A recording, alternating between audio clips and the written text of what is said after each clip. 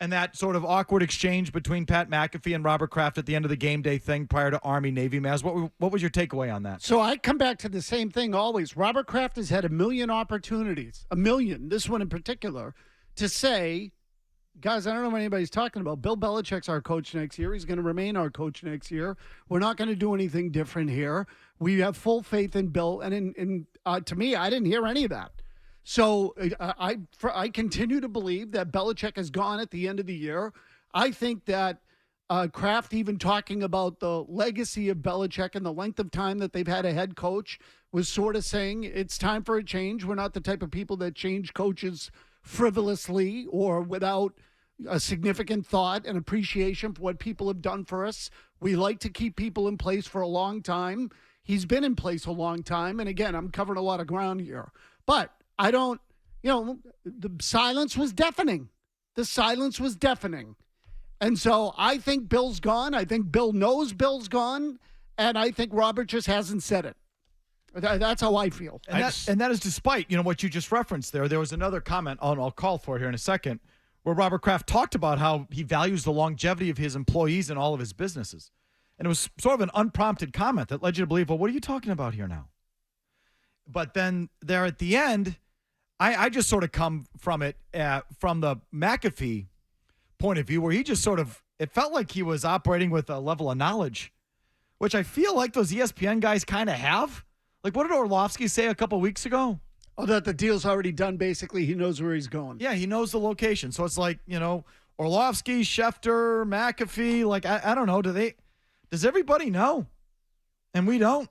And McAfee was sort of operating on that level. That's what sort of stood out to me, Murray. Yeah, I don't think you breach such a sensitive topic and what's supposed to be like a fun day and, the revival of Gillette Stadium for the first time in a few years and the place is banged out and they were talking about the price of tickets. I don't think you breach such a sensitive topic unless you know what's going on. Or maybe they had a conversation beforehand. Like, I don't think you bring something like that up without it being talked about before. You know what I mean? Like, I don't think that was completely out of left field.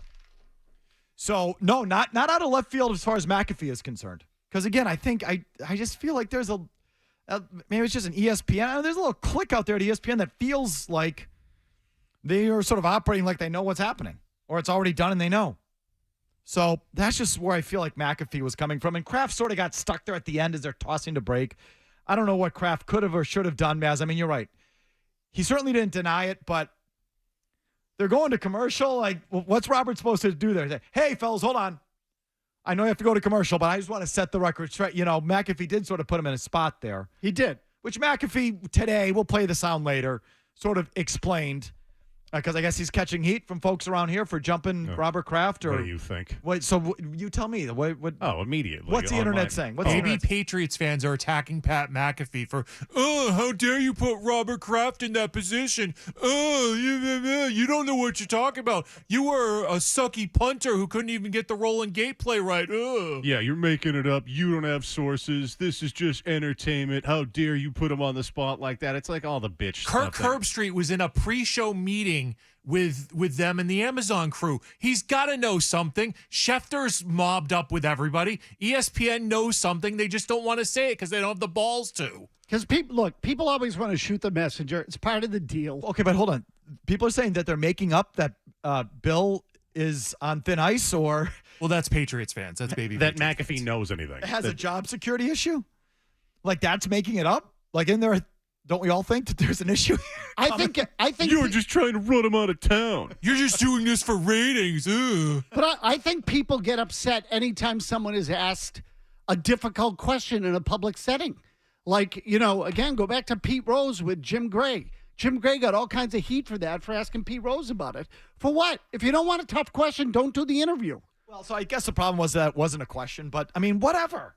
I mean, they're 3-10 and there was probably like hey, I'll come on and do, Robert Kraft probably said to them, I'll come on and do your college game day thing, but we're not talking about the coach. We're not talking about the Patriots. Because that probably happened with Bill Belichick. And so that's Pat McAfee's way of being like, well, I'm not asking you a question. I'm just making a statement and I'm putting you in a spot. It's a nice little workaround by McAfee. Credit to him. Sure. I mean, yeah, I it's all fair. I mean, geez, I went back and listened to both those game day interviews with Bill and Robert. I mean, how much more, Patriots fans, how much more do you want these guys to suck their nuts? Like, I mean, like No, it was a lot of grab ass. And, I mean, how much more do you need? So for McAfee says you got something tough coming up, I don't envy you.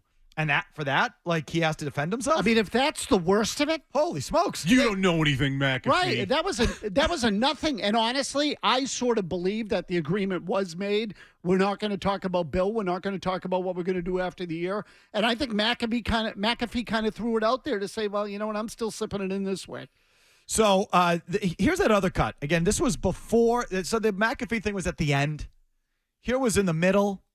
Very deferential to Robert Kraft, but he sort of so he brought up the longevity thing unprompted. Number one, Jimmy. Mr. Kraft, if you could talk to us, so you were telling us this is your 30th year here with the Patriots. We have your company as well that's one of the biggest in the entire world. Talk about what it takes in your mind to be successful in business like the Patriots and like your other endeavors you've been a part of. Well, it's all about people, collecting good people of good character, people who are loyal. I'm very happy that most of our key people have been with us a long time. We have a head coach who's been with us 24 years. I think that's the longest serving head coach, but that's the model we have in all our companies, to try to pick the best people. People want to be part of something that's bigger than themselves. They want to make a good living. They want to get paid, but they want to feel they're connected to something. And in this environment where we have social media that just personalizes and I think takes away from a sense of community, I think having the culture of an organization that people are happy to be connected to is special. That's awesome. Okay, so he's the one that went with the longevity thing. Yeah, and and mentioned the coach. Go ahead. No, the part that stuck out to me is that he said, the longest of any coach in the league. Like, I think he's laying the groundwork there for, what do you mean you're upset that I'm firing Belichick? We've had a coach longer than anybody in the league. Nobody has had a job longer than Bill Belichick. What the hell are you people talking about? I think he was laying the groundwork there so that when a change is made, so that nobody can say, well, how are you getting rid of Bill Belichick? Because on some level, he probably doesn't want to. Like, he's probably, at this stage, he's got to have some loyalty to Bill and an appreciation for what Bill has done to the organization, but it's time. And he knows he's still going to get heat for it, and nobody hates heat like Robert. Nobody. Nobody dislikes the criticism and how could you do this to your coach after all he's done for you? But it's a what have you done for me lately business. Always has been. That's what I think that was. I'm just giving you my 2 cents. I think he's laying that was a preemptive strike. So listen, that's what I think. I think he's done. I think Bill's done. And this decision was reached a while ago, and they're all just playing out the string. That's what I think. But as I like to point out, I'm often wrong. And I do wonder, Maz, if Bill has gotten a little bounce in the last 4 or 5 days. Between that win in Pittsburgh, which was a good win, just give it to him, and just sort of the good vibes from Army-Navy, which is obviously Belichick's sweet spot and is important to him. And I think he represents the spirit and the history of the thing well. I think it's a good spot for him. And so he gets the wind in his sails from that win on Thursday. He gets to go into Army-Navy and represent what is really a great weekend for the sport and everything. And you're smirking at me. Why? Oh, because him putting on that helmet, I think he had to butter his head before he tried it. All I'm saying is I think that all played well, don't you? Yeah, it did totally. I laughed. Okay, I mean, I think it played well. Laughed. I thought it was, I said, in fact, I found myself saying, why couldn't he be like this more often? Because he just can't.